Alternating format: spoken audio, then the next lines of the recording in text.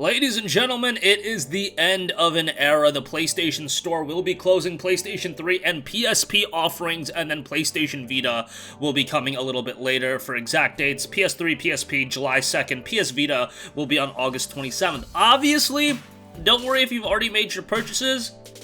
Those are going to be fully downloadable on that platform.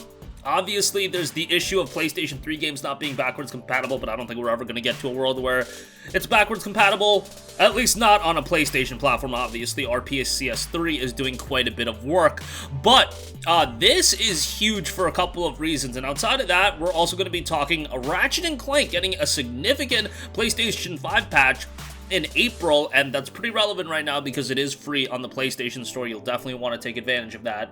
But more on that in just a sec. As I mentioned at the top, PlayStation Store closing on PS3 and PSP on July 2nd, PlayStation Vita on August 27th. Now, you're still going to be able to access and re-download and play previously purchased titles. You'll still be able to access previously purchased video and media content. You still will be able to redeem Game and PlayStation Plus vouchers, and you'll still be able to re-download and play claimed games through the PlayStation Plus service as long as you remain a member of the service.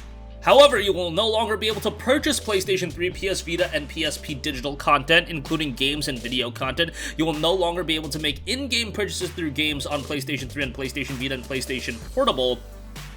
That's pretty much the gist of it. Everything you've already bought stays, and then after that date, you will no longer be able to buy anything, but you can re-download everything. Kind of crazy that, you know, this is the end of an era. To be honest, the PlayStation 3 era was probably the era that I got really into gaming. Like, I was really into gaming with the PlayStation 2. PlayStation 3, I have some of my most fond memories on. And for us to be here is a little bit wild. PlayStation Vita on August 27th as well. Have a lot of great memories with the Vita, even though I do meme on it for nobody playing it.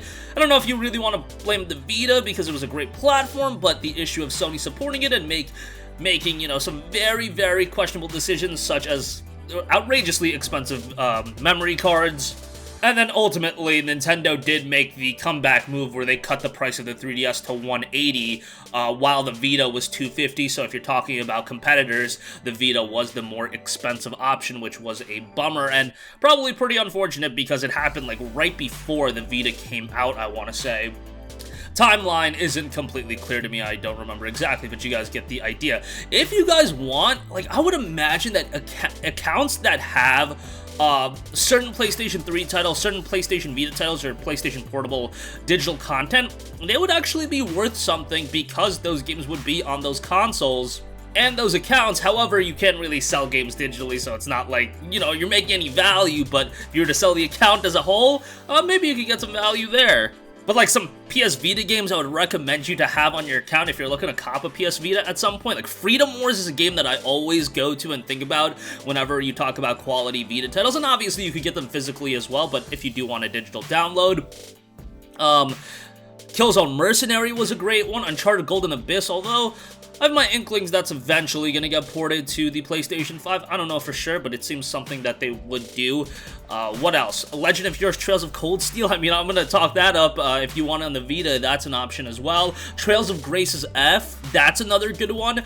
And then if you do want, you know, any digital-only games, that's something to look at as well. That might be something you want to have on your account. Very slim amount of people, I think, are going to want to go through that and actually pick that stuff up. And especially because the physical content is still going to be there out in the wild. You're going to be able to pick that up, but still quite the end of an era that we are going for here. Also, I don't believe they ever added Crisis Core Final Fantasy VII on the PSP digital store. That was always a little bit, you know, that was a bit questionable to me. I don't know if that was a Square Enix thing. I don't know what the deal was with that.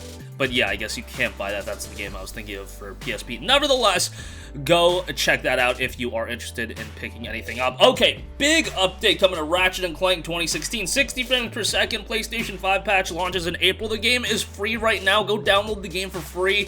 And then the game is going to be at 60 FPS on PS5. That's going to be awesome because this is right before Ratchet & Clank Rift Apart. So we are going to be able to check out Ratchet at 60 frames per second.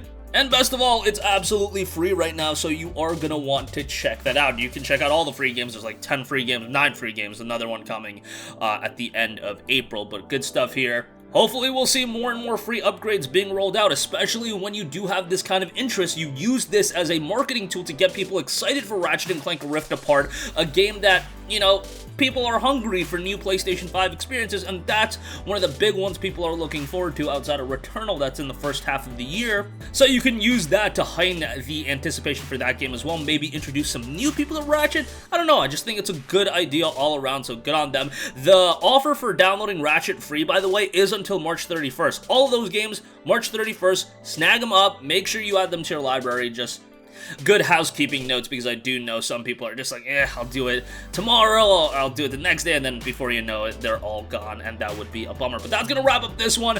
Again, PlayStation Store for the PlayStation 3 and PSP and Vita are all closing by the end of the year. PS3 and PSP on July 2nd, PS Vita on August 27th.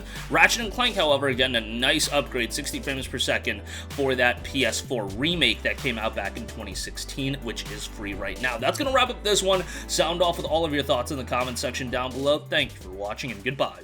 Hey guys, we hope you enjoyed the video, and if you did, make sure to hit the subscribe button, and if you're already subscribed, do us a favor and hit the bell icon. This way you'll be notified whenever we post a new video. That's the best way to keep up with all of our uploads, and we usually try to upload 2 videos a day. And with the bell icon hit, you'll be notified whenever we do upload a video. As always, thanks for watching.